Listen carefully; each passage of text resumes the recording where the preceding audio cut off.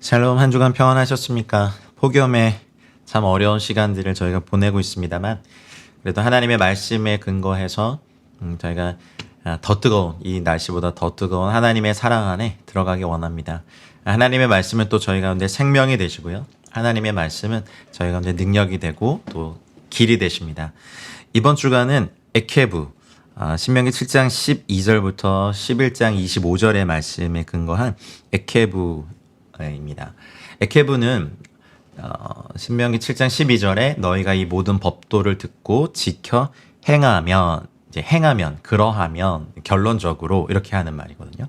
그래서 너희가 이 모든 법도를 하미스타핌 이거를 듣고 행하면, 지켜 행하면, 그러면 라고 하는 결론에 대한 내용들이 나오는 겁니다. 행하면 내 하나님 여호와께서 내 조상들에게 맹세하신 언약을 지켜 너에게 인애를 베풀 것이다 라는 말씀으로 시작하는 이 7장 12절의 말씀에 근거합니다. 에케부, 행하면, 하면 이런 거죠.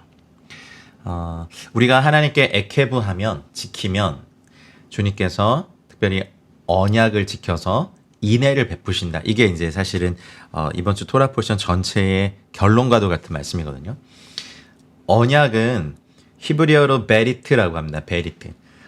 이걸 히브리어 파자를 좀 해보면 베이트 집, 그다음 로시 머리가 세워진 것을 의미합니다. 집의 머리가 세워진 것을 언약이라고 합니다. 그래서 언약은 집의 머리를 온전히 세웁니다.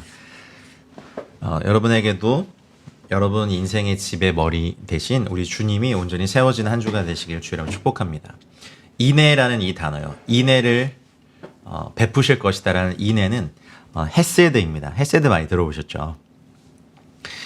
헤세드는 히브리어로 보면 이제 생명을 뜻하는 히브리 철자 헤이트와 그리고 비밀을 뜻하는 단어인 소드가 결합된 형태입니다. 생명 그리고 비밀. 즉 주님께서 주시는 인애는 생명의 비밀이란 뜻입니다. 생명의 비밀. 그게 바로 인애입니다. 그래서 헤세드의 은혜가 없이는 생명이 없어요. 우리가 에케부 할 때, 이것을 지켜 행할 때 주님께서 주시는 복의 내용들이 신명기 7장 12절에서 15절 사이에 아예 처음부터 나오죠.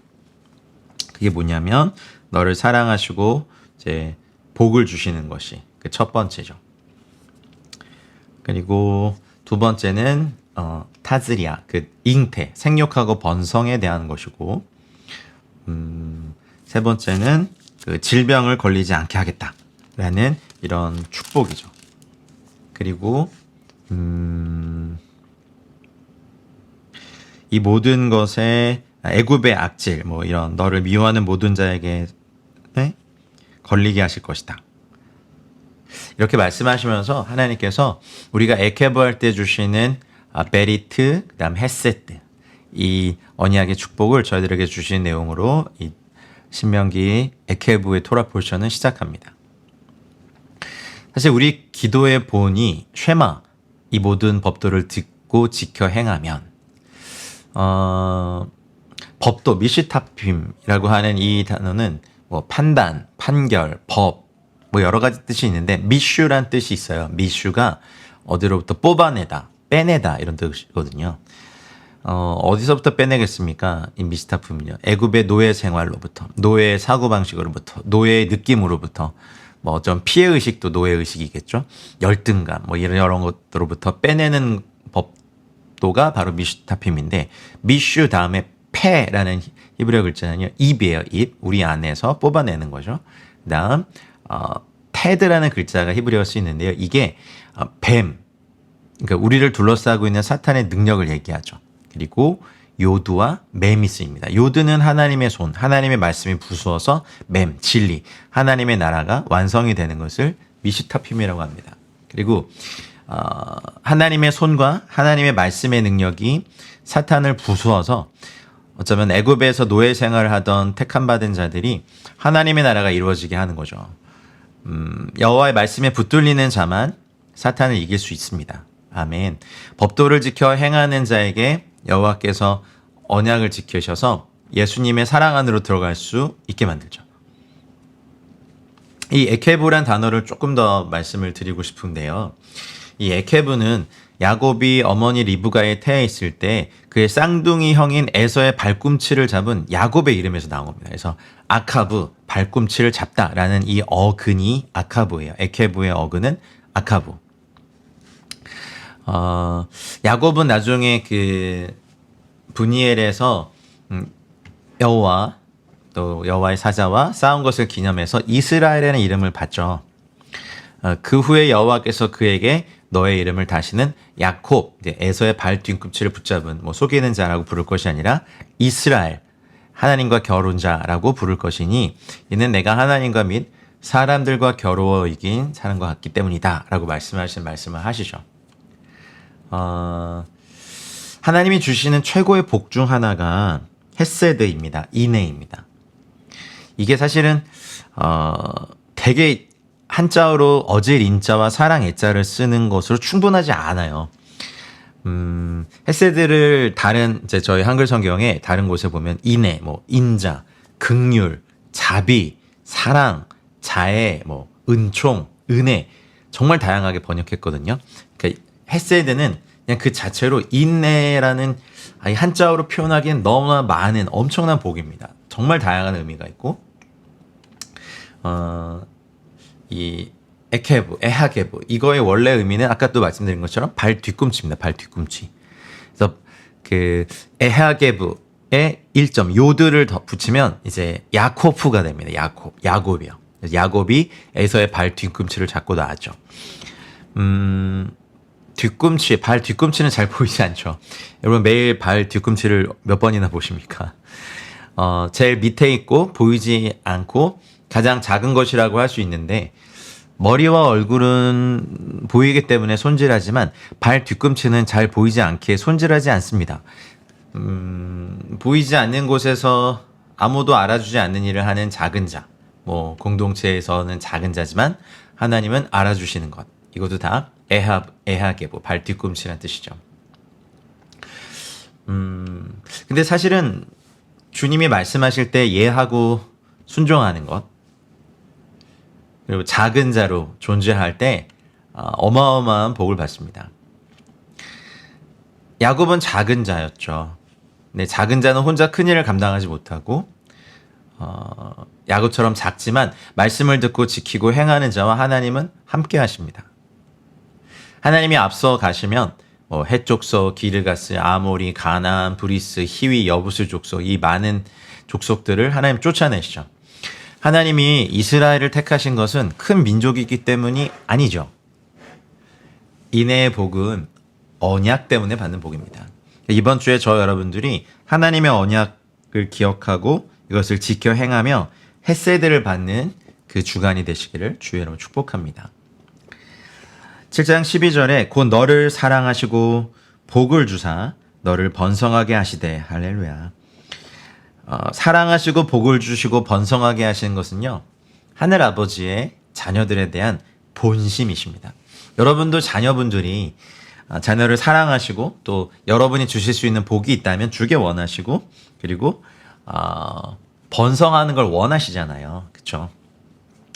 그래서 이 토라 포션 그리고 주께서 말씀하신 것처럼 이 신명기 10장 13절 이번 주간에 묵상하시는 것 중에 10장 13절에 보면 내가 오늘 너의 행복을 위하여 너에게 명하는 여호와의 명령과 규례를 지킬 것이 아니냐.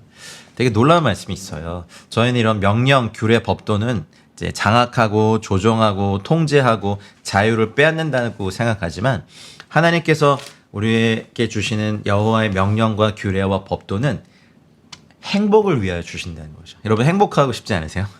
저도 막 행복하고 싶은데 하나님의 말씀으로 인하여서 행복할 수 있습니다. 이 행복의 히브리어 단어가 토부인데요. 많이 들어보셨죠? 토부. 하나님께서 세상을 창조하실 때 토부 보시기에 좋았더라. 근데 이 히브리어 토부는요, 단순히 좋은 게 아니라 그 안에 번영도 있고요. 여기 나온 것처럼 번성하는 거, 그다음에 유익한 거, 뛰어난 거, 부유한 거, 기쁨, 그리고 지적인 능력 이런 것까지 다 포함한 게 토부이더라고요. 그러니까 하나님이 세상을 창조하시고는 토부라고 말씀하셨고 사람을 창조하시고 나서는 토부메오드, 매우 좋다라고 하셨습니다. 근데 사람은 하나님이 창조하신 모습 그대로를 토부, 좋다라고 말하지 않고 선과 악, 좋고 나쁨의 기준을 스스로 가지게 되면서 하나님의 기준으로부터 벗어났죠. 하나님의 기준으로부터 벗어나면서 사람은 죄에 빠지게 됐습니다. 죄를 뜻하는 히브리어 단어 하타가 있는데요. 하타는 관역으로부터 벗어난 것을 얘기합니다. 그러니까 하나님이 창조하신 토부의 상태를 벗어나자 저희들 인류는 불행해지기 시작한 거죠.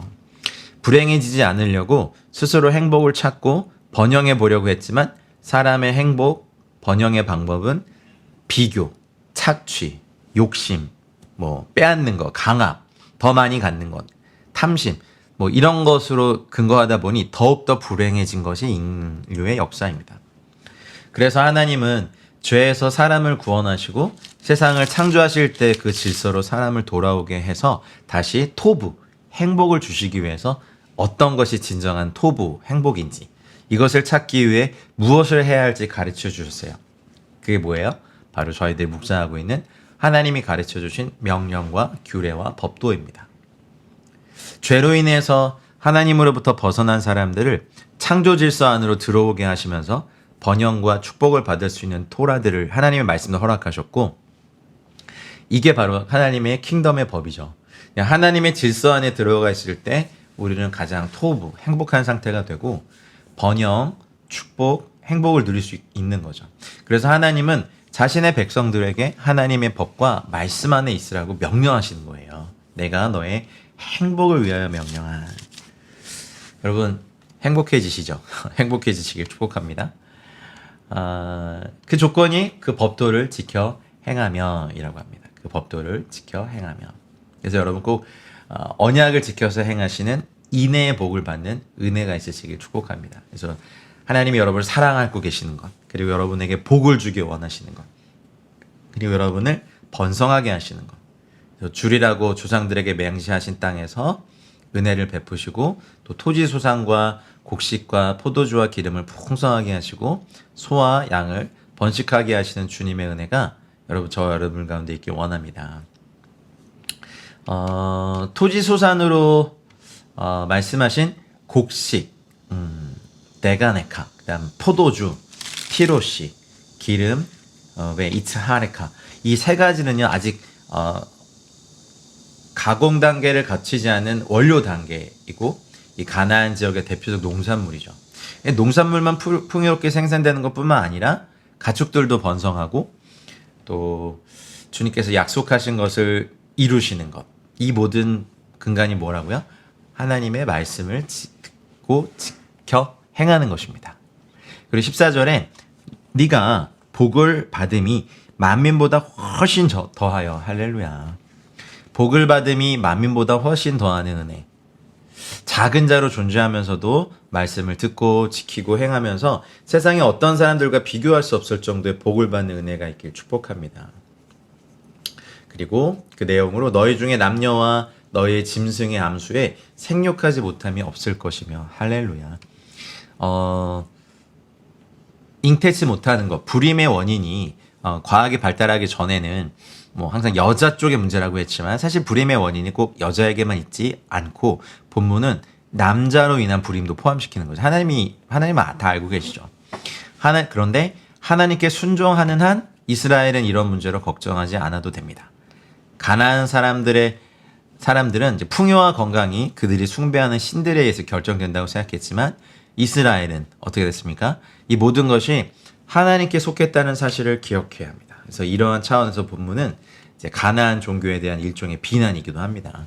그리고 15절에 보시면 여호와께서 또 모든 질병을 너에게서 멀리하사 너희가 아는 애굽의 악질에 걸리지 않게 하시고 너를 미워하는 모든 자에게 걸리게 하실 것이라. 애굽의 악질, 이집트의 악질, 질병. 고대 여러 사회 중에서도요, 이집트는 다양한 악성 질병들이 성행한 것으로 굉장히 유명했었습니다. 그 당시 대표적인 것으로는 일명 코끼리병이라고 하는 상피병. 그래서 굉장히 어떤 몸의 한 부분이 굉장히 코끼리의 어떤 장기처럼 커지는 병이죠. 그리고 안염, 눈에 생기는 병이죠. 그리고 이질, 대장에서 발병하는 급성 만성 질병이죠. 세균성 이질, 또 아메바성 이질로 나뉘는데 급성 설사와 복통. 그래서 프랑스 왕 루이 6세, 서태후 뭐 이런 사람들이 이질로 죽었다고 하죠. 그래서 그 로마 제국의 역사가였던 플라니 BC 1세기의 이 역사학자는요, 이집트를요 모든 피부병의 어머니라고 불렀어요. 그래서 상피병, 이제 그 독특하게 커지는 질병이거든요. 몸의 한 부분이. 이런 것들이 이집트의 독특한 질병이라고 얘기합니다. 근데 이런 질병에 걸리지 않게 하겠다. 그래서 하나님이 또 뭘 부탁하셨냐면, 여호와께서 너에게 넘겨주신 모든 민족을 긍휼히 여기지 말고 진멸하며 그들의 신을 섬기지 말아라. 그것이 너에게 올무가 될 것이다. 7장 2절에서 부탁한 강조한 사실을 이 16절에서 다시 한번 강조하죠. 말씀을 다 지켜 행하는 자, 그리고 주님의 말씀에 이해하는 자. 이 말씀을 잘 듣고 지켜 행하는 자는요, 사실 작은 자들입니다.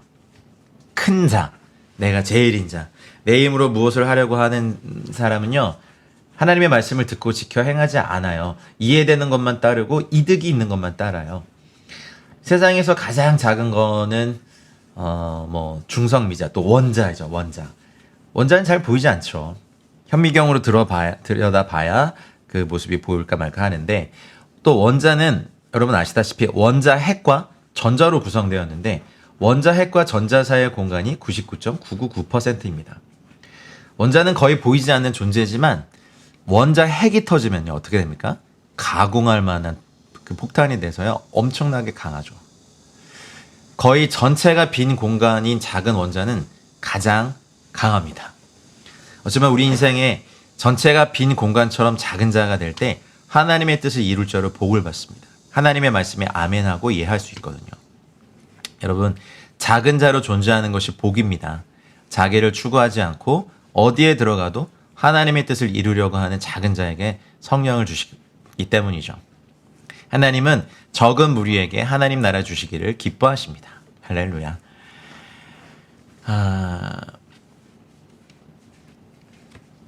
7장 17절부터 또 다른 내용이 시작이 되는데요. 한 21절까지 혹시 네가 심중에 이르기를 이 민족들이 나보다 많으니 내가 어찌 그를 쫓아낼 수 있으리요 하리라마는 그들을 두려워하지 말고 하나님 여호와께서 바로와 온 애굽에 행하신 것을 잘 기억하되. 저희도 이제 세상에 나가서 뭐 학교 생활, 직장 생활, 뭐 사업 여러 가지를 할 때 세상에 더 크게 보이는 것이 많잖아요. 그리고 이미 저희들은 세상의 기준으로 보면 갑, 을, 병, 정 정도 되나요? 세상의 원리는 강자가 약자를 이기죠. 그런데 하나님께서 이 세상에서 가장 보잘것없는 이스라엘을 언약 백성으로 선택하셨을 때 이미 이 원리는 깨졌습니다. 두 가지 여러분도 기억하셔야 될 것이 있습니다. 첫 번째, 18절에 두려워하지 말아라. 그리고 두 번째, 잘 기억하라. 뭐라고요? 두려워하지 말아라. 잘 기억하라. 이스라엘 사람들이 저희도 그렇죠. 우리의 제한된 자원으로 인해 염려하는 것은 당연하죠. 근데 그런 이스라엘 백성에게 하나님은 자신의 구원이 하나님됨을 상기시키기 위해서 과거를 되돌아보라고 하십니다. 그들을 애굽에서 이끌어내는 일은 인간적으로는 불가능했어요. 하지만 그들은 스스로 싸울 능력이 전혀 없을 때 하나님이 그들을 위해 행하신 일, 그들의 원수를 괴롭힌 저 큰 시험과 재앙들, 하나님의 권능을 보여준 이적과 기사, 여호와의 강한 손과 편팔이 이루신 홍해에서의 전무후무한 구원을 목도했죠. 그래서 19절에 그 말씀을 쭉 하신 거예요. 두려워하지 말고 잘 기억하면 된다. 20절에 내 하나님 또 여호와께서 또 왕벌을 그들 중에 보내요. 이 왕벌 히브리어로 치르아라고 하는데요. 이게 도대체 무엇인가? 이거를 문자적으로 해석해서 진짜 그 말벌급의 굉장히 큰 어떤 그 벌떼들을 보내신다는 의미인가? 아니면 이걸 비유로 해석해서 어떤 군대를 보내시겠다는 의미인가? 논쟁은 있지만 어쨌든 하나님께서 앞서서 어떤 군대든지 왕벌이라든지 이것들을 보내어서 남은 자와 너를 피할 숨은 자를 멸하시는 것. 그러니까 주체는 이스라엘이 아니라 하나님이시라는 거죠. 이 크고 두려운 하나님이 너희 중에 계심이니라. 할렐루야. 이 말씀이 핵심인 거죠. 너희 중에 계심이니라. 이번 한 주간 좀 두려운 가운데 계십니까? 이 크고 두려운 하나님이 우리 가운데 계십니다. 우리 가정 가운데 계십니다. 내 안에 계십니다라고 믿음의 고백을 계속해서 하시는 저 여러분들 되시기 바랍니다. 그리고 7장 22절부터는 민족들을 너희 앞에서 조금씩 쫓아내시리라고 말해요. 하나님 배려하시는 거예요. 쫓아낼 건데 조금씩 쫓아내는 이유는 급히 멸하면 들짐승이 번성해서 오히려 그 들짐승이 이스라엘 백성들을 해할까 두려우니 조금씩 쫓아내겠다. 약속까지 하십니다. 참 놀라운 하나님이십니다. 참 배려하시고 세심하게 인도하신 주님 하나님이시죠. 그러나 이제 결말이 기록되어 있어요. 내 하나님 여호와께서 그들을 너에게 넘기시고 그들을 크게 혼란하게 하여 마침내 진멸하시며 할렐루야. 저는 마침내 뭐 기필코 뭐 끝내 드디어 뭐 이런 표현을 되게 좋아하거든요. 내 하나님께서 마침내 진멸하시겠다. 이것은 여호와께서 하시는 일입니다. 이스라엘의 원수들을 무력하게 하시는 건 하나님께서 하십니다. 이미 끝난 싸움에 잠시 우리의 수고를 아주 조금 더하는 것뿐입니다. 우리 인생이 그랬길 축복합니다. 하나님께서 싸우시고 이미 승리하신 싸움에 우리가 잠깐의 어떤 수고를 더하는 일이 많기를 바랍니다. 그리고 그들의 왕들을 너의 손에 넘기시리니 이것도 또한 주께서 하신 일들입니다. 하나님은 가나안 사람들과 왕들을 백성들에게 넘겨서 그들의 운명을 결정짓게 하시죠. 너는 그들의 이름을 천하에서 제하여 버리라. 너를 당할 자가 없이 내가 마침내 그들을 진멸하리라. 이스라엘이 잘 싸워서가 아니라 하나님께서 하셨기 때문에 그렇습니다. 돌아보면 저도 그렇고 여러분도 아마 그러시죠. 어떻게 지금까지 살아왔나? 아찔하다. 뒤를 돌아보니까. 근데 그 모든 순간에 여호와의 능하시고 강한 손이 저 여러분들을 붙잡으셨고 저의 글레시아도 여기까지 인도하셨습니다. 앞으로도 하실 걸 믿습니다. 근데 우리가 해야 될 일은 조각한 신상들을 불사르고 그들의 신을 섬기지 말아라. 여호와께서 가증히 여기시는 것, 흠이 있는 것, 또 종교적으로 역겨운 행위와 물건들 다 예미하죠. 그리고 너는 그 가증한 것들을 특별히 우상 숭배에 바쳐졌던 물건들, 뭐 여러 가지 흠 있는 재물들, 그것이 어떤 것이든지 간에 그 가증한 것을 토해봐라고 하거든요. 집에 들이지 말아라. 너도 그것같이 진멸당할까 하노라. 너는 그것을 멀리하며 심히 미워하라. 그것은 진멸당할 것임이니라.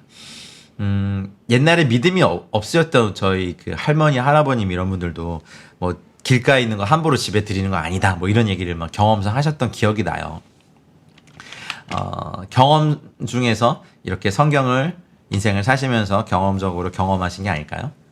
그렇게 신명기 7장에 맞춰지고 신명기 8장이 시작됩니다.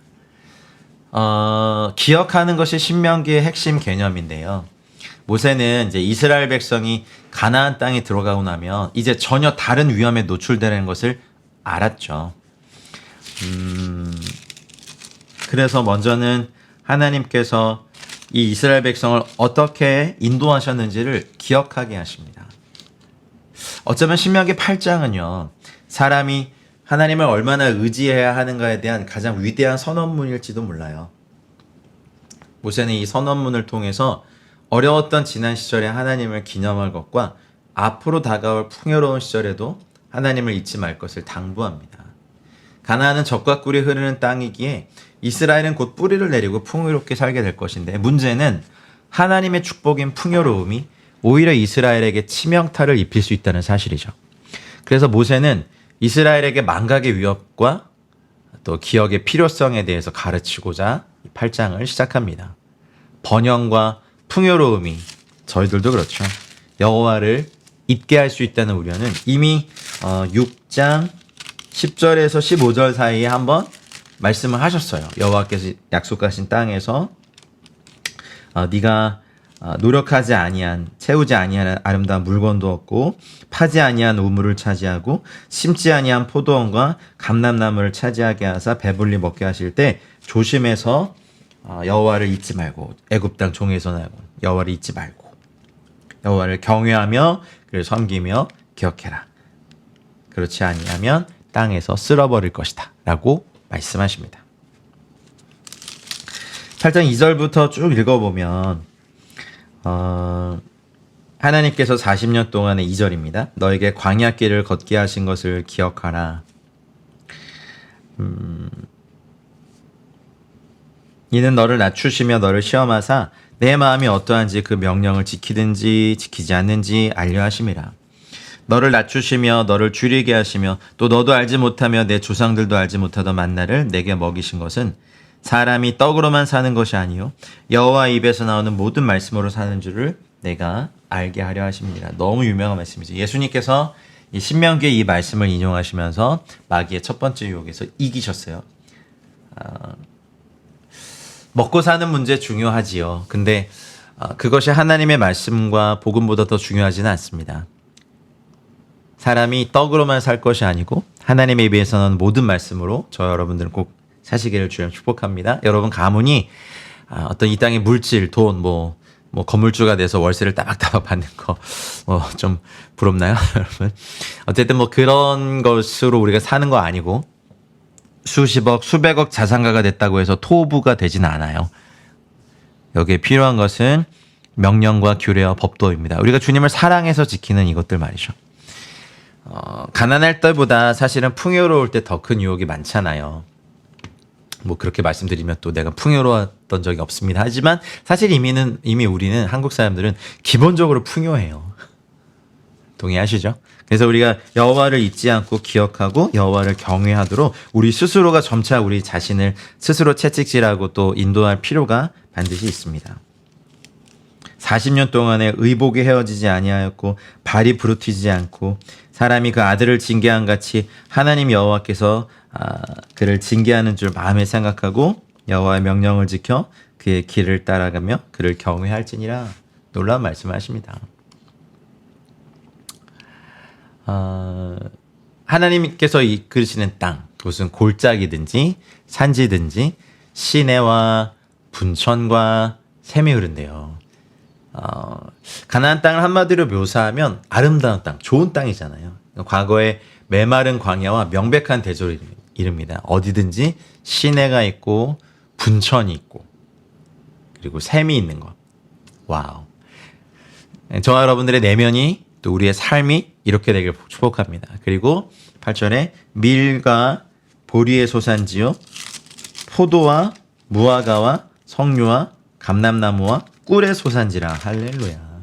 이 가나안의 7대 작물이라고 하는 이 7개의 곡물들 완전한 공급을 또 나타내시죠. 물이 아무리 많다고 해도 땅이 비옥하지 않으면 소산이 신통지 않을 텐데 하나님이 이들에게 주실 가나안 땅은 이 7가지가 다 잘 자란 겁니다. 밀, 저희는 주로 주식이 쌀이지만 이 밀, 아주 좋은 밀이 자라는 이 땅들, 중동의 밀빵은요 정말 맛있습니다. 그리고 보리, 세오라라고 하는 이 보리. 성경 시대의 보리는 가난한 자들의 양식이었죠. 보리빵은 흔한 음식이었으니까요. 그리고 보리는 이제 6월절 수확할 준비가 돼서 초실절의 첫 열매로 저희가 오메르 카운트 하는 것처럼 성전에서 드려지는 산물이고 이스라엘에서 가장 먼저 추수되는 산물이죠. 복음서에서 예수님은 물고기 2마리와 보리떡 5개로 5,000명을 먹이셨어요. 할렐루야. 그리고 포도, 게펜이라고 하는 포도는 이스라엘은 항상 포도가 풍부한 나라죠. 그래서 오늘날에도 그 고품질 코셔 포도주 이스라엘에서 포도주 한두 잔 먹어봤습니다. 너무 맛있더라고요. 제가 와인 맛 잘 모르긴 하는데 이스라엘에서 먹은 포도주가 정말 고급스럽더라고요. 그리고 포도주 잘 아시잖아요. 이스라엘의 의식에서 상당히 중요한 역할을 하고 6월절 세데르에서 4잔의 포도주를 마시고 이게 다 예수님의 언약의 피를 상징하고 무화과 나무요. 트에나라고 하는 무화과 나무는 이스라엘에서 흔히 볼 수 있는 나무고 바로 따먹거나 설탕에 절여 먹거나. 그래서 열왕기상 4장에 보면 솔로몬 시대 이스라엘 백성이 평안히 살았다는 것을 4장 25절이네요. 자신의 포도나무와 무화과 나무 아래 거하는 것이라고 표현하는 구절이 있어요. 이게 이스라엘 백성의 이상적인 삶을 나타내기도 합니다. 그리고 성류, 림몬이라고 하는 성류, 다산, 번성 이런 걸 상징하는 열매고 그 성류가 품고 있는 많은 씨는 유대적 신앙에서 613개의 계명, 즉 토라를 상징하기도 합니다. 대제사장의 옷에도 성류를 수놓아 달라고 명하셨죠. 하나님께서 성류를 되게 중요하게 사용하고 생각하고 계세요. 또 성류가 이제 늦은 여름에 수확이 되고 로시아샤나, 신년, 새해의 전통적인 음식 중에 하나가 또 성류이죠. 그리고 올리브, 자이트라고 하는 올리브는요, 이스라엘을 대표할 만큼 유명한 나무죠. 이스라엘 땅엔 2000년 된 올리브 나무, 즉 예수님께서 사시던 1세기부터 있던 나무가 존재합니다. 올리브 나무는 굉장히 생명력이 강한 나무입니다. 뭐 성경시대 올리브는 음식으로 먹고 뭐 치료, 등불 연료, 위생용으로 정말 다양하게 사용됐고, 올리브 기름을 왕, 선지자, 대제사장의 기름을 부을 때 사용됐고 성전에서도 쓰였습니다. 이걸 감람나무라고 하죠. 그리고 대추야자, 꿀이라고 되어 있는 타마르. 신명기 8장 7절 8절 여기 나온 것처럼 꿀의 소산지라고 말하잖아요. 이때 꿀은 벌꿀이 아니라 대추야자 열매에서 나오는 꿀이에요. 지금도 이스라엘 중동은요, 대추야자로 만든 꿀을 판매합니다. 세례 요한이 먹었던 석청도 바로 이 대추야자 꿀을 가리키는 거죠. 저희들한테 꿀은 벌꿀인데 여기서는 이제 대추야자 열매에서 나오는 꿀을 얘기하고,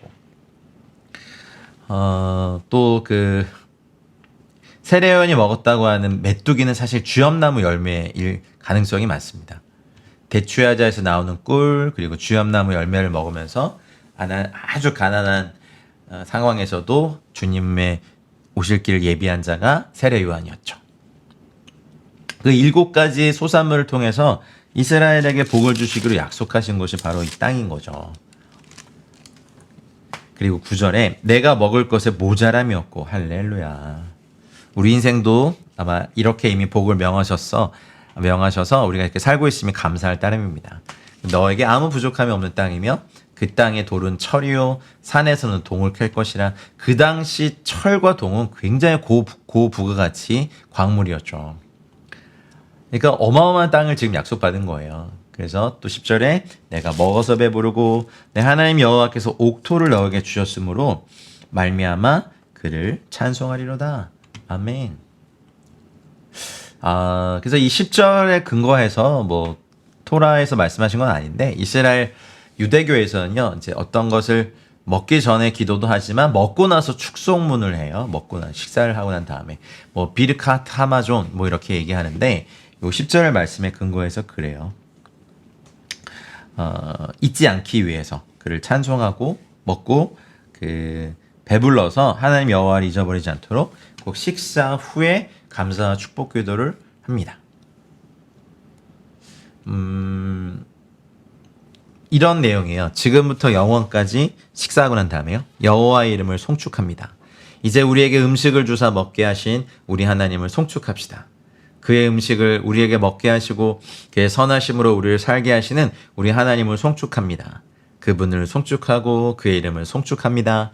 여호와 우리 하나님 우주의 왕이시여 온 세상을 선하심과 은혜의 긍휼을 양육하시는 당신을 송축합니다. 당신은 모든 피조물에게 양식을 주셨습니다. 당신의 인자하심이 영원합니다. 여호와 우리 하나님이여 우리 조상들에게 아름답고 광활한 땅을 기업으로 주신 것으로 인해 감사드립니다. 우리를 애굽 땅에서 건지시고 우리 육체에 언약을 새겨주시고 우리에게 토라를 가르치신 것으로 인하여 감사드립니다. 이제 이게 식후 기도문이에요. 식사 후 축복 기도문. 와, 참 좋은 것 같습니다. 8장 11절부터는 이제 또 풍요로웠을 때 하나님 여호와를 잊어버리지 말라고 다시 한번 부탁하고 명령합니다. 네가 먹어서 배부르고 아름다운 집을 짓고 거주하게 되고 소와 양이 번성하고 은금이 증식되며 소유가 다 풍부하게 될 때, 여기까지만 보면 저희 모두가 원하는 거 아닙니까? 근데 부탁하신 게 있어요. 너의 마음이 교만하여 하나님 여호와를 잊어버릴까 염려하노라. 여호와는 너를 애굽 땅 종되었던 집에서 이끌어내신 하나님이시다. 그래서 계속해서 기억하라라고 선포하고 있습니다.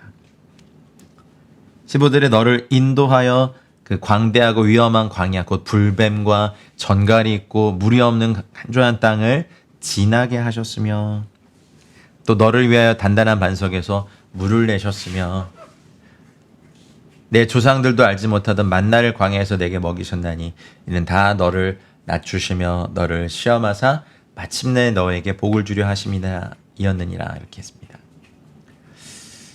광야는 사람이 살 수 없는 곳입니다. 양식은커녕 마실 물도 귀하고 온갖 위험 요소가 도사리고 있는 광야에서 이스라엘을 위험한 짐승들로부터 보호하셨고 목마른 백성들 위해서 물이 나게 하셨고 배고픈 이스라엘을 위하여 하늘로부터 만나를 내리셨죠. 근데 이 다 목적은 너를 낮추시고 너를 시험하사 마침내요. 목적은 이거예요. 꼭 주기 원하신 너에게 복을 주려 하심이었느니라. 여러분들도 이 말씀에 또 참여하는 여러분들 되시길 바랍니다. 근데 부유한 사람들은 그렇죠. 내 능력과 내 손의 힘으로 내가 이 재물을 얻었다 말할 것이다. 여러분 우리도 그러서는 안 됩니다. 이 재물은 내 능력과 내 손의 힘으로 모은 거야 라고 하지 마시고 이 모든 것이 하나님으로부터 온 것을 고백하는 겸손한 신앙을 가지시길 바랍니다. 또 권해요. 하나님 여호와를 기억하라. 그가 너에게 재물 얻을 능을 주셨다. 하심은 내 조상들에게 맹세하신 언약을 오늘과 같이 이루려 하심이니라. Power to get wealth. 부를 얻을 수 있는 힘. The ability to produce wealth. 부를 생산할 수 있는 능력. 이것들 재물 얻을 능을 저와 여러분들 계속해서 구하십시다. 우리의 목적은 이 땅에서 우리도 하나님께 주신 것들을 잘 누리고 사는 목적도 있지만 또 객과 고아와 과부와 강도 만난 자들과 또 하나님 나라의 킹덤 사역들, 교회 개척과 복음 증거의 사역에 사용하기 위하여 여러분 꼭 번성하시고 축복받으시고 일어나시기를 축복합니다.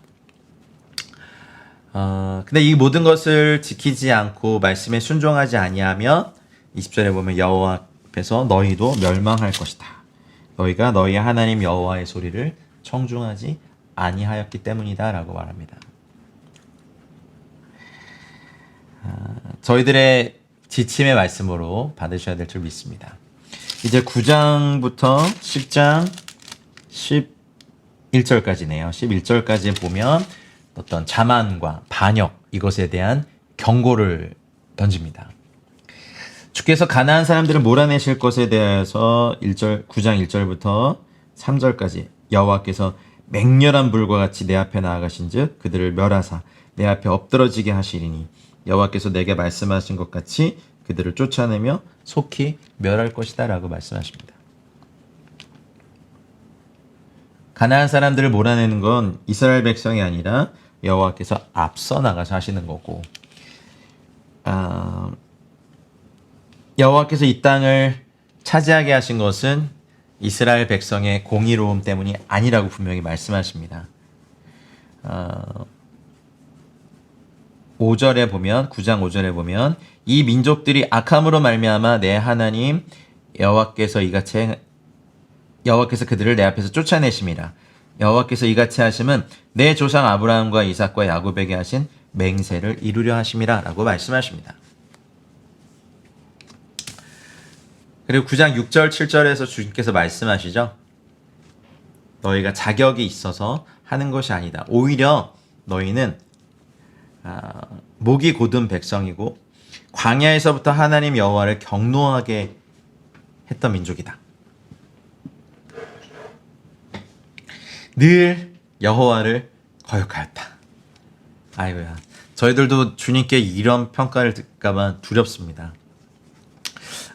어쩌면 광야, 지난 날들을 돌아보면 이스라엘이 유일하게 전문적으로 잘하는 것 한 가지가 있어요. 하나님께 반역하는 거였어요. 마음이 아프죠? 아무리 돌아봐도 이게 고별 설교인데 그러면 좀 이렇게 마지막 설교니까 좋은 모습을 많이 해주셔야 될 텐데 너희가 애굽 땅에서 나오는 날부터 이곳에 이르기까지 늘 여호와를 거역하였다 이렇게 말해요. 늘 여호와를 거역하였다. 모세가 돌아봐도 이스라엘은 하나님께 칭찬받을 만한 일을 한 번도 한 적이 없구나. 모세 단식입니다. 9장 8절부터는 첫 번째 돌판을 받을 때 그 시내산에서의 반역을 회상하면서 말했죠. 돌판을 받을 때 언약의 돌판들을 받으려고 산에 올라가서 40주야를 산에 머물며 떡도 먹지 아니하고 물도 마시지 아니하였더니 이게 가능할까요? 보통 40일 금식을 하면 음식은 먹지 않지만 물은 마시거든요. 근데 모세가 전적으로 하나님만 의지한 것, 의식주와 같은 인간의 필요를 초월한 상태임을 보고 예수님도 40일 금식을 하시고 공생의 시작 전에 하셨던 그것들 보면 떡도 또 물도 마시지 않았던 극렬의 고통이었을 것입니다. 근데 그 돌판을 주셨는데도 너희는 여호와의 목전에서 악을 행했고 그 금송아지 사건을 기억하고 이제 얘기하는 거죠. 스스로 부패해서 내가 그들에게 명령한 돌을 속히 떠나 자기를 위하여 우상을 부어 만들었다라고 모세가 그때를 회상하며 말하고 여호와께서 말씀하셨던 거 내가 이 백성을 보았노라 이는 목이 곧은 백성이노라 나를 막지 말아라 내가 그들을 멸해서 그들의 이름을 천하에서 없애고 너를 그들보다 강대한 나라가 되게 할 것이다 라고 말하면서 하나님의 분노를 나타내셨던 것들을 이야기합니다. 그래서 돌판을 깨트리고 전과 같이 40주 40야를 여호와 앞에 엎드려서 와 정말 본받고 싶지만 본받기 싫은 모습입니다. 이렇게 할 수 있을까? 저도 뭐 이런 적이 없어서요. 어떤 민족이나 나라와 세대에 대해서 40주 40야를 여호와 앞에 엎드려서 떡도 먹지 않고 물도 마시지 않고 기도한 이 모세는 정말 존경을 받을 만합니다. 사실 기도하는 동안 19절에 보면 내가 두려워하였노라. 모세도 두려웠어요. 하나님이 정작 이스라엘을 어떻게 하실지 모세도 확신을 할 수 없었기 때문이죠. 만일 모세가 중보기도 하지 않았다면 지구상에서 이스라엘은 사라지고 그들의 자리를 모세를 다시 조상으로 해서 만드는 모세족이 차지했을 겁니다. 다행히 이번에도 하나님이 모세의 호소를 들어주셨죠. 모세의 중보기도가 다시 한번 이스라엘을 살렸고요. 하나님이 아론을 계속 대제사장으로 있게 하셨다는 걸 얘기합니다. 그리고 9장 22절부터 24절에도 뭐 다베라, 마사, 기브롤 하따와 가데스 바네아까지 여러 곳에서의 반역입니다. 너희는 믿지 않았다. 너희는 듣지 않았다. 뭐 다 기억하십니까, 여러분? 다베라는 하나님 원망에서 그 불로 이스라엘의 언저리를 태우셨던 바로 그것이잖아요. 다베라, 타다. 무리바는요. 그쵸? 마사에서 물이 없다고 불평하고 시험하는 곳. 기브롯 하따와는 고기를 탐했던 곳이죠. 민수기 11장에 나와야죠. 매일 만나면 먹는 것에 대해 하나님을 원망했었던 거. 그래서 이들에게 메추라기 고기를 먹게 하셨지만 이 반역으로 인해서 많은 사람들이 죽었고 기브롯 하따와 표시된 무덤들 탐욕의 무덤이라는 뜻을 갖고 있는 지명이 되었습니다. 그래서 가데스 바네아에서 약속의 땅을 눈앞에 둔 바로 그 순간에 여호와의 계명을 어기고 그분을 믿지 못한 정탐꾼들의 죄로 40년 동안 광야를 유리하게 되죠. 또 결론이 내가 너희를 알던 날부터 너희가 항상 여호와를 거역하여 왔느니라 이렇게 얘기해요. 9장 25절부터는 그래서 40주 40야를 여호와 앞에 엎드리는 또 두 번째 모세가 하나님의 자비에 호소하는 것들을 또 얘기합니다. 모세의 중보기도는 한결같이 하나님의 자비와 긍휼에 근거한 것이지 그 어떠한 이스라엘의 공로나 업적의 바탕을 둔 건 없어요.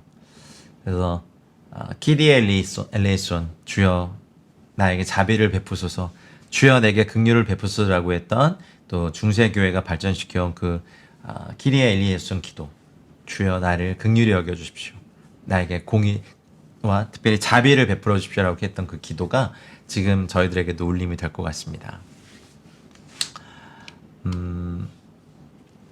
10장으로 가보겠습니다. 10장은 이제 하나님께서 그 일 이후에 새로운 돌판을 주신 이야기를 10장 1절부터 11절까지 하네요. 11절까지.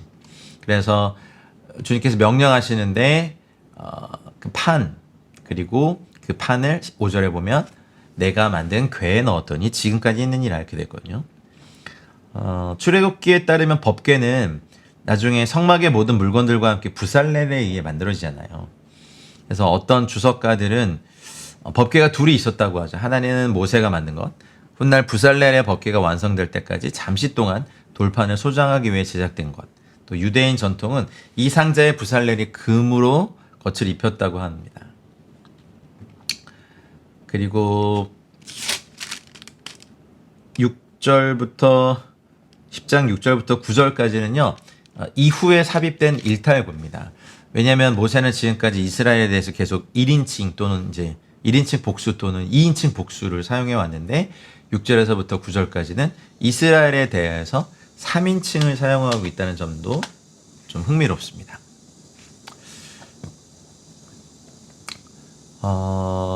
몇 가지 지명이 나오고요. 9절에 보시면 레위에 대해서 말씀하시면서 여호와가 그의 기업이시다라고 말하는 거죠.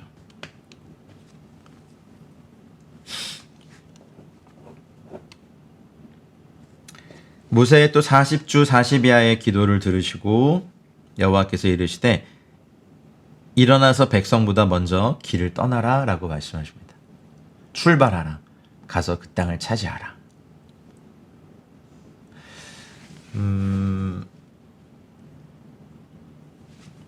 10장 12절에 이스라엘아 내 하나님 여호와께서 내게 요구하시는 것이 무엇이냐? 곧 내 하나님 여호와를 경외하여 그의 모든 도를 행하고 그를 사랑하며 마음을 다하고 뜻을 다하여 내 하나님 여호와를 섬기고 내 하나님을 여호와를 경외하라. 주의 위엄을 앙모하고 주의 권위를 인정하고 주의 권능의 놀라움으로 서고 주의 진노를 무서워하는 것 그리고 주님의 모든 도를 행하는 것 또 주님을 사랑하는 것 마음을 다하고 성품을 다하여 하나님 여호와를 섬기는 것 여호와의 명령과 규례를 지킬 것에 대하여서 모세는 또 한 번 강조합니다.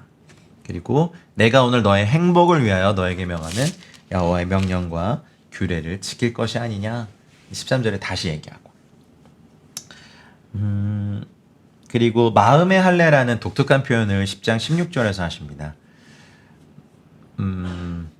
보통 할례, 뭐 현대의 포경수술과도 같은 그런 거는 남성의 생식기 표피를 잘라서 그 속에 숨어 있는 것 속살을 드러내고 거기를 깨끗하게 닦고 또 하는 것이죠. 근데 마음의 할례라고 하면 이제 마음에 내재되어 있는 모든 욕망, 탐심, 죄 이런 것들을 잘라버리는 것이라고 하죠. 마음의 할례. 로마서에 보면 혹시 기억하세요? 오직 이면적 유대인이며 할례는 마음에 할지니 영에 있고 율법 조문에 있지 아니한 것이라. 할례는 마음에 할지니. 바로 이 신명기의 말씀을 아는 사도 바울이 이렇게 인용하면서 로마 교회 성도들에게 편지를 씁니다. 다시는 목을 곧게 하지 말아라. 마음의 할례를 행하지 아니하는 자는요 고라 다단 아비람처럼 목이 곧은 백성으로 산채로 땅속에 빠졌죠. 하나님의 말씀이 선포될 때 항상 두 부류로 갈라집니다. 복음을 선포할 때 마음에 찔려서 어찌할꼬라고 회개하여 주께 돌아온 자가 3,000명이 되고 또 스데반 집사님이 성령이 충만해서 복음을 선포할 때 마음에 찔려서 저를 향하여 이를 갈면서 스데반을 돌로 쳐 죽이는 이런 반응도 성경에 기록돼 있죠. 신명기 10장 17절부터 19절까지는 이제 여호와를 닮아가라 이렇게 얘기하죠. 여호와는 신 가운데 신이시고 주 가운데 주시고 크고 능하시며 두려우신 하나님이고 사람을 외모로 보지 아니하시고 뇌물을 받지 아니하시고 고아와 과부를 위하여 정의를 행하시며 나그네를 사랑하여 그에게 떡과 옷을 주시나니 너희는 나그네를 사랑하라. 여러분 이것이 하나님의 또 저희들에게 주시는 계명입니다.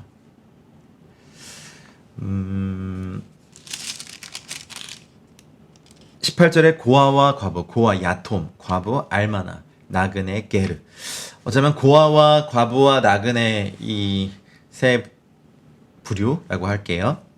구약사회에서 버림받고 소외당하기 쉬운 가장 쉬운 연약한 자들의 인권과 안위를 주님께서 직접 챙기시죠. 놀라운 장입니다. 할렐루야. 할 수 있는 대로 우리는 모든 이들에게 선을 행하여야 할 것입니다. 10장 20절부터 22절까지 이제 경배받기 합당하신 여호와께 그를 경외하고 그를 섬기며 의지하고 그의 이름으로 맹세하라라고 모세는 권면합니다. 그는 너희 찬송이시다. 내 하나님이시다. 아멘. 하나님은 이스라엘의 찬송이시고 저희들의 찬송이시고 하나님은 이스라엘의 하나님이시고 저희들의 하나님이십니다. 그리고 애굽에 내려간 조상들이 겨우 70명이었지만 이제는 하나님 여호와께서 너를 하늘의 별같이 많게 하셨느니라. 아멘. 저와 여러분들의 가문에 번성의 축복이 있으시기를 주님 축복합니다. 우리의 후손들이 주님을 사랑하는 가문으로 사람들로 자라나서 주 앞에 온전히 서는 은혜가 있기를 축복합니다. 신명기 11장에는 과거를 거울 삼아서 반면교사 삼아서 너희는 교만하지 말아라 이런 얘기가 나오죠. 다시 한번 여호와를 사랑해서 그가 주신 책무와 법도와 규례와 계명을 항상 지켜라. 사랑하지 않으면 이것은 의무가 되고 굉장히 싫은 법률이 되지만 사랑해서 지키면 이 모든 것은 기쁨입니다. 그래서 11장 1절부터 7절까지 여호와께서 과거에 행하신 일들을 너희가 눈으로 봤다.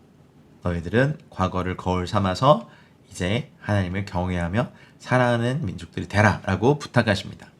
그리고 8절부터 다시 한번 순종하면 땅을 주실 것이다. 그리고 그 땅에서 너희의 날이 장구하게 될 것이다. 그리고 10절에 내가 들어가 차지하려 하는 땅은 네가 나온 애굽 땅과 같이 아니하니 거기에서는 너희가 파종한 후에 발로 물대기를 채소밭에 댐과 같이 하였거니와. 아멘. 농사를 지을 때 사실 물이 굉장히 중요한 관건이죠. 이집트는 사실은 애굽은 비가 거의 내리지 않기 때문에 에티오피아에서 흘러나오는 나일강의 물을 이용해서 농사를 지어야 됩니다. 나일강이 범람할 때는 많은 수고를 하지 않고 밭에 물을 댈 수 있었지만 그렇지 않을 경우에는 인위적으로 강에서 물을 퍼올려야 되거든요. 이게 얼마나 힘든 일이겠습니까? 근데 너희가 건너가서 차지할 땅은 산과 골짜기가 있어서 하늘에서 내리는 비를 흡수하는 땅이요. 정말 하나님의 강에 물이 가득하게 하시는 시편 65편 9절 말씀처럼 땅을 돌보사 물을 대어 심히 윤택하게 하시며 하나님의 강에 물이 가득하게 하시고 이같이 땅을 예비하신 후에 그들에게 곡식을 주시나이다. 이른 비와 늦은 비를요 하나님의 강이라고 부르거든요. 그래서 그리고 하늘에서 내리는 비를 흡수하는 땅이 여러분 되시길 바랍니다. 저희들의 인생의 영적인 여정에도 자연적인 삶에도 환경적인 것에도 주께서 주신 축복이 가득하고 하늘에서 내리는 비를 흡수하며 나아가는 은혜가 있기를 축복합니다. 그리고 너무 놀라운 표현, 참 좋아하는 표현인데요. 말씀인데 내 하나님 여호와께서 돌보아 주신 땅이라 연초부터 연말까지 내 하나님 여호와의 눈이 항상 그 위에 있느니라. 아멘. 우리 인생의 어떤 터전들이 그렇게 되고 싶습니다. 우리 인생의 이 밭들이 그렇게 되길 원합니다. 이스라엘은 여호와께서 권고하시는 땅, 돌보시는 땅, 또 하늘에서 내리는 비를 흡수하는 땅, 연초부터 연말까지 여호와의 눈이 항상 그 위에 있는 땅일 것입니다. 아멘. 이제 13절부터 17절까지 또 말씀하십니다. 비슷한 말이 계속 반복된다는 것은 굉장히 중요하게 생각하신다는 거죠. 오늘 너에게 명하는 내 명령을 너희가 만일 청종하고 너희 하나님 여호와를 사랑하여 마음을 다하고 뜻을 다하여 섬기면 여호와께서 너희 땅에 이른 비, 늦은 비를 적당한 때에 내리시리니. 할렐루야. 너희가 곡식과 포도주와 기름을 얻을 것이요 가축을 위하여 들에 풀이 나게 하시리니 내가 먹고 배부를 것이다 라고 말씀하십니다. 이른 비, 요레, 늦은 비, 말코시. 이른 비는 보통 10월 말에서 12월 초까지 내리는 비고요. 이제 심하게 내리는 폭우는 아니에요. 네, 매일 오는 비도 아니고 며칠 간격으로 이렇게 오면서 여름 내내 굳어있던 땅을 부드럽게 적셔서 곡식을 파종하기에 적합하게 만들죠. 늦은 비 말코시는요, 보통 4월에서 5월 초에 오는 비죠. 수확을 앞둔 곡식들이 여물어 가는데 결정적인 역할을 합니다. 늦은 비가 멈추면 다음 이른 비가 내릴 때까지 가나안은 건기거든요. 그래서 이른 비와 늦은 비는 가나안 지역의 우기 위의 시작과 끝을 뜻합니다. 그 말은 하나님이 철에 따라서 이스라엘의 비를 책임지실 것이고, 비가 너무 일찍 오거나 늦게 오면 농산물의 피해가 크거든요. 그래서 이렇게 물을 사람들이 공급받아서 열매들을 가지고 곡식과 포도주와 기름을 내고, 또 가축을 위하여 땅이 풀을 내서 그것들이 사람들을 섬기게 할 것이죠. 그게 15절에 나오고, 네가 먹고 배부를 것이다. 할렐루야. 공산주의가, 사회주의가 먹고 배부르기 위해서 혁명했지만 다 실패했죠. 이걸 주실 수 있는 분은 우리 구주 예수님, 우리 하나님, 여호와 하나님밖에 없습니다. 그래서 너희는 스스로 삼가라. 그리고 다른 신에게 마음을 주지 말아라. 그러면 여호와께서 진노하사 하늘을 닫아 비를 내리지 않고 땅이 소산을 내지 않는다. 너희가 여호와께 주신 아름다운 땅에서 속히 멸망할까 하노라. 이게 뭐예요? 아름다운 땅까지 왔는데 거기서 멸망할 수는 없죠. 여러분, 우리의 인생에 하나님께 주신 아름다운 유업과 분깃이 있다면 거기서 멸망하는 것이 아니라 거기서 오히려 주님께 더 나아가는 은혜가 있으시길 바랍니다. 그리고 또 놀라운 부탁을 하시죠. 이 말을 마음과 뜻에 두라는 것. 곧 그것을 손목에 메고 기호를 삼고 자녀에게 가르치고 강론하고 문설주와 바깥문에 기록하고, 그렇게 하면 21절에 여호와께서 너희 조상들에게 주리라고 맹세하신 땅에서 너희의 날과 같이 너희의 자녀의 날이 많아서 하늘이 땅을 덮는 날과 같으리라. 아멘. 자녀들에게 정말 좋은 것은 뭡니까? 하나님의 말씀을 전해주고 가르쳐줘서 우리 자녀들의 날이 많아서 하늘이 땅을 덮는 날과 같은다는 건 뭐죠? 영구적으로 장수하며 미래가 주님 안에 있다는 겁니다. 주님께서 계속 강조하십니다. 너희가 만일 내가 너에게 명한 이 모든 명령을 잘 지켜 행하고 여호와를 사랑하고 도를 행하고 그에게 의지하면, 여기 몇 개 동사가 나와요. 22절에 첫 번째 지키다 샤마르, 사랑하다 아하브, 행하다 얄라크, 의지하다 다바크.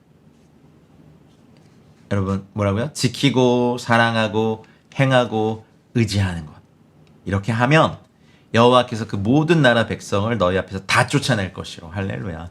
너희가 너희보다 강대한 나라를 차지하고 발바닥으로 밟는 곳은 다 너희의 소유가 되리니 경계까지 정해주셨어요. 광야에서부터 레바논까지와 유브라데 강에서부터 서해까지 이 모든 소유가 될 것이라고 주께서 말씀하십니다. 그리고 하나님 여호와께서 너희가 밟는 모든 땅 사람들에게 두려움을 주고 무서워하게 하리니 너희를 등이 당할 사람이 없다라고 하십니다. 여기까지가 에케브 신명기 7장 12절부터 11장 25절까지의 토라 포션의 내용입니다. 이번 주에 읽으셔야 될 하프타라는요, 선지서는요, 이사야 49장 14절부터 51장 3절인데, 이 하프타라는 그 위로의 두 번째 하프타라라고 불려요. 그 시작이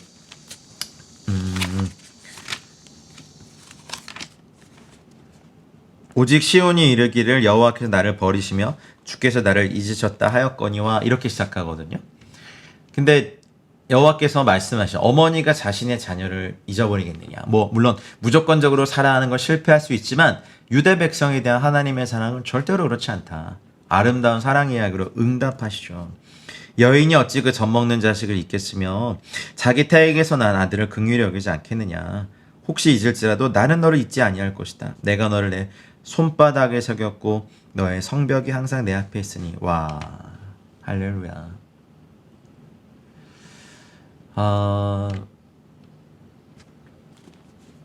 주님께서 그 약속들을 49장에 계속 말씀하세요.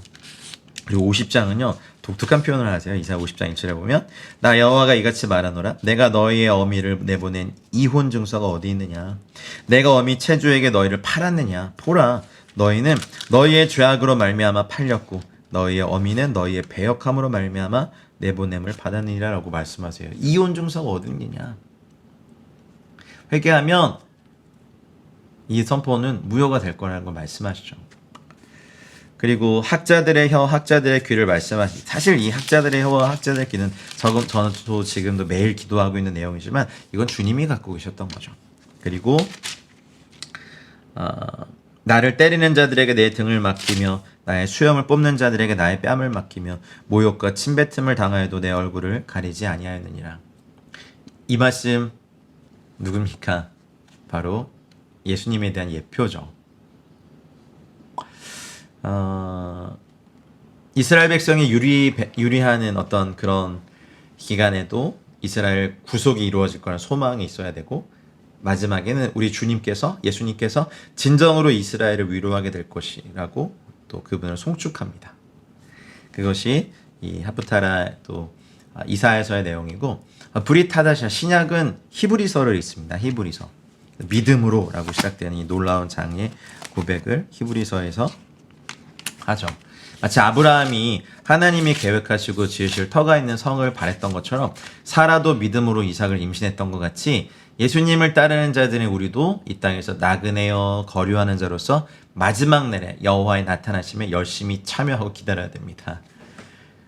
그리고 또 로마서 8장은 어떻습니까? 로마서 8장 31절로 39절. 이 부분 좋아하시는 분들 많으시죠. 하나님이 우리를 위하시면 누가 우리를 대적하겠느냐. 아들을 아끼지 아니하신 분이 계신데 누가 우리를 고발하겠느냐. 그 어떤 것도 우리를 향한 그리스도의 사랑에서 끊을 자가 없다라고 말씀하시는 이 본문입니다. 주님의 사랑이 구구절절히 나타나고 어떻게든 복을 주기 원하시는 하나님의 놀라운 비밀한 말씀들이 정말 신명기에, 이사야서에, 히브리서에, 로마서에 곳곳에 기록되어 있습니다. 여러분, 이 한 주간 에케브, 주님의 명령과 규례를 지키기만 한다면, 그렇다면, 결론적으로 라고 하는 이 토라폴스 에케브에서 수많은 하나님의 언약을 발견하시고 또 맛보시고 성취하신 은혜가 있기를 주님을 축복합니다. 한 주간도 수고 많으셨습니다. 오늘 샤밧 샬롬 하시고요.